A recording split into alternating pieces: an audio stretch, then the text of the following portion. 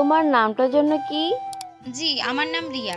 ও আচ্ছা, রিয়া, আমার রুমে গিয়ে টেবিলের উপরে একটা ফাইল আছে, ওইটা নিয়ে আসো তো। জি। রিয়া সালেহা চৌধুরীর কথা মতো চলে গেল। রিয়া তার রুমে গিয়ে ফাইল হাতে নিয়ে ড্রয়িং রুমে চলে আসলো। রিয়া সালেহা চৌধুরী হাতে দিল, তখনই সালেহা চৌধুরী বলল, রিয়া, আমার সাথে চলো। রিয়া কিছু বলল না, তার হাতে যেতে লাগলো। রিয়া গাড়ির দরজা খুলে দিলে সালেহা চৌধুরী বসলো। তারপর রিয়াকে বসতে বলে রিয়া বসে। তারপর দুজনেই বের হয়ে যায়। একটা বাসের সামনে গাড়ি থামালো। তারপর দুইজন নেমে বাড়ির ভেতরে চলে গেল। সালেহা চৌধুরী বসে থেকে কিছু জনের সাথে কথা বলে, ফাইলগুলো দিয়ে পরে চলে আসছে। রিয়া আর সালেহা চৌধুরী গাড়ির ভিতরে বসে আছে। রিয়া তখন বলল, ম্যাম, একটা কথা বলবো? হ্যাঁ বলো। উনি আপনার বড় মেয়ে? হ্যাঁ, কেন? আপনার মেয়ে আপনার সাথে ভালো করে কথা বলতে চাইলো না কেন? আপনি কত সুন্দর ব্যবহার করলেন, আর উনি কেমন আপনার সাথে বিরক্ত নিয়ে কথা বলছিল। এইটুকু ভিতরে এইটাও খেয়াল করেছো? না মানে ম্যাম, কেমন যেন অদ্ভুত লাগলো। আমার মেয়ে একটু আমার উপরে রেগে আছে এইটাই, তাছাড়া আর যা ভাবছো আমার মেয়ে তেমন না। সামনে থেকে কঠোর দেখা যায়, ভিতরটা অনেক নরম ওর। ও আচ্ছা। রিয়া একটা জিনিস খেয়াল করলো, সালেহা চৌধুরীর চোখে পানি টলমল করছে। রিয়া কিছু জিজ্ঞেস করতে গিয়েও করলো না। বাসায় আসলে রিয়া আর সালেহা চৌধুরী বাসায় এসেছে। রিয়া সালেহা চৌধুরীর সাথে রুমে যায়। সালেহা চৌধুরী বলল, রিয়া, আমার জন্য এক কাপ চা বানিয়ে নিয়ে আসবে? আমি এখনই বানিয়ে নিয়ে আসছি। রিয়া রুম থেকে বের হয়ে রান্নাঘরে চলে গেল চা বানাতে। চা বানিয়ে সালেহা চৌধুরীকে দিয়ে দিল। চা খেতে খেতে উনি রিয়াকে তার পাটা হালকা করে চেপে দিতে বলল। রিয়া ওনার কথা মতো কাজ করতে লাগলো। ওনার সাথে এভাবে সারাদিন থাকতে লাগলো। এভাবে 1 মাস কেটে গেল।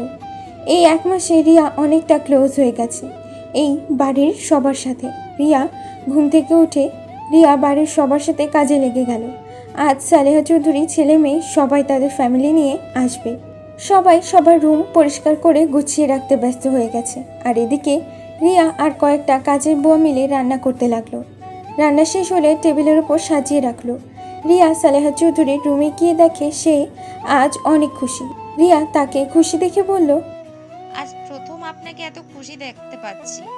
এই 1 মাসে আমি আপনাকে এতটা আনন্দিত দেখি নাই। খুশি হব না? আমার ছেলে মেয়ে নাতি নাতনি আসবে, ওরা সবাই এখানে থাকবে, এটা ভেবে অনেক আনন্দ হচ্ছে আমার। আপনার বড় মেয়ে ওনারা আসবেন না? হ্যাঁ, ওই আসবে, আমার নাতি আছে, ওই নিয়ে চলে আসবে, ওর কথা কেউ ফেলতে পারে না।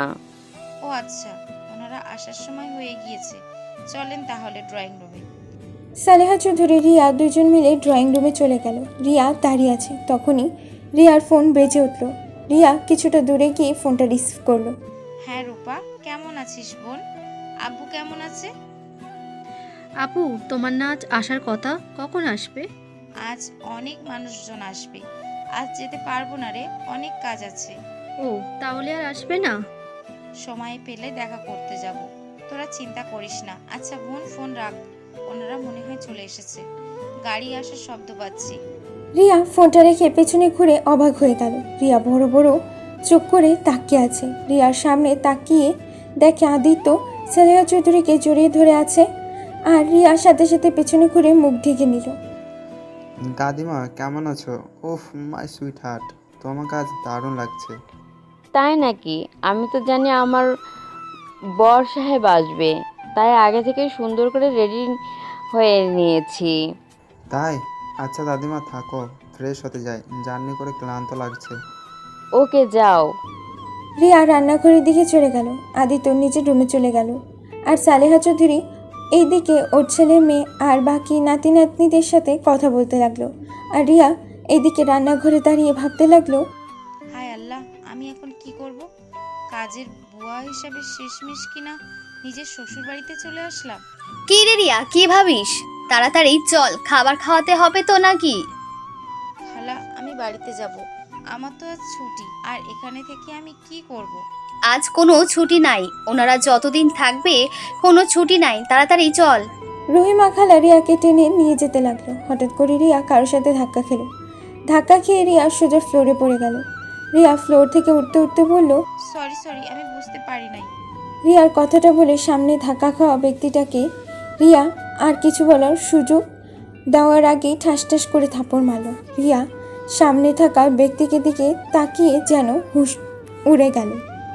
রিয়া চোখ দিয়ে টপ টপ করে পানি পড়তে লাগলো। আর ধাক্কা খাওয়া ব্যক্তিটা বলল, ফালতু মেয়ে, চোখে দেখিস না কিভাবে হাঁটাচলা করছিস? আর একটু হলে পড়ে যেতাম।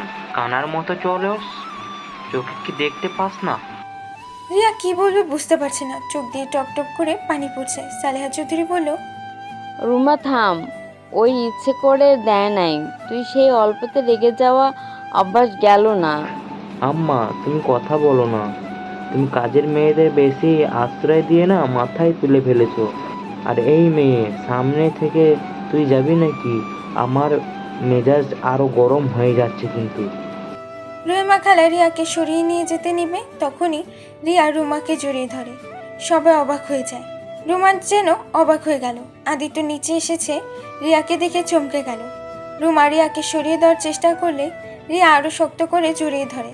রহিমা রিয়াকে জোর করে রিয়াকে রুমার থেকে সরিয়ে নেয়। ক্ষমা করে দেন ম্যাম, ওই ছোট মানুষ কখন কি করে ওই নিজেও বুঝতে পারে না। ওই রিয়া, তুই কি পাগল হয়ে গেছোস? রিয়া ভাবনার জগৎ থেকে বের হয়ে স্বাভাবিক হয়ে বলল, সরি ম্যাম, ক্ষমা করে দেন। আমি আপনাকে ভুল করে জড়িয়ে ধরে ফেলেছিলাম। রিয়া কথাটা বলে ওখান থেকে চলে গেল।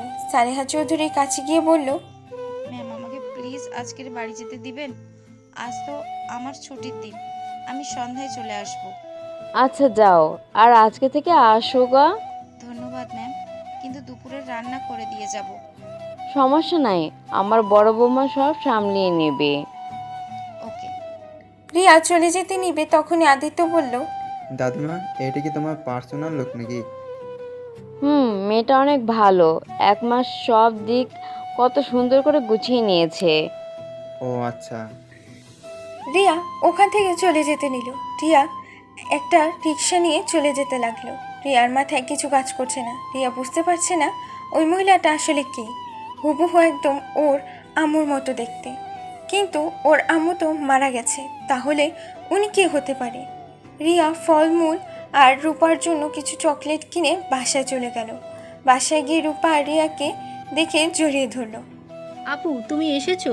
আব্বু কোথায়? খাইছস তোরা? আব্বু ঘরে আসছে, তুমি খাইছো? না। আচ্ছা, রান্না করছস? হ্যাঁ, আসো, খেয়ে নিবে। রিয়া হাত মুখ ধুয়ে ওর আব্বুর সাথে দেখা করতে গেল। দেখে ওর আব্বু খাটের উপরে বসে আছে। রিয়া ওর আব্বুর পাশে বসলো। আব্বু কেমন আছো? ভালো মা, তুই কখন আসলি? এই তো কিছুক্ষণ আগে এসেছি। আচ্ছা আব্বু, তোমার সাথে আমার কিছু কথা ছিল। হ্যাঁ বল।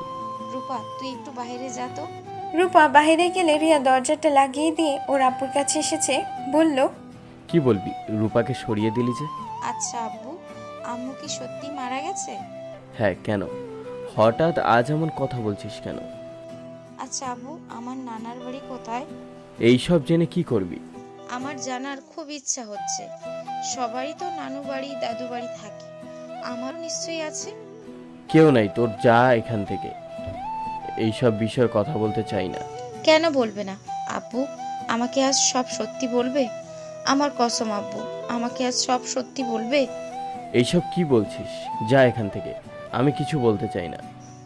ওকে বলো না। কিন্তু আব্বু, আমার আম্মু মারা যায় নাই, উনি বেঁচে আছে, তাই না? না, মারা গেছে। তুমি মিথ্যা বলছো। আমার মাথায় হাত দিয়ে বলো। রিয়া ওর আব্বুর হাত ওর মাথায় রেখে বলল, এখন বলো, আম্মু মারা গেছে? রিয়া, বেশি হয়ে যাচ্ছে কিন্তু। আচ্ছা, আর আমার কি জানতে চাস? হ্যাঁ, তোর আম্মু মারা যায় নাই, বেঁচে আছে। রিয়া কয়েক পা পিছিয়ে গেল। রিয়া ওর আব্বুকে বলল, তাহলে কেন বলেছো আমাদের আম্মু মারা গেছে? আব্বু, তোমরা তো পালিয়ে বিয়ে করেছিলে, তাই না? তাহলে তোমরা দুইজন কেন আলাদা হলে? শুনতে চাস কেন আমরা আলাদা? তাহলে শোন। আমি আর তোর আম্মু ভালোবেসে বিয়ে করেছিলাম। তোর আম্মু আমার আব্বুর বান্ধবীর মেয়ে ছিল। আমরা একসাথে পড়াশোনা করতাম।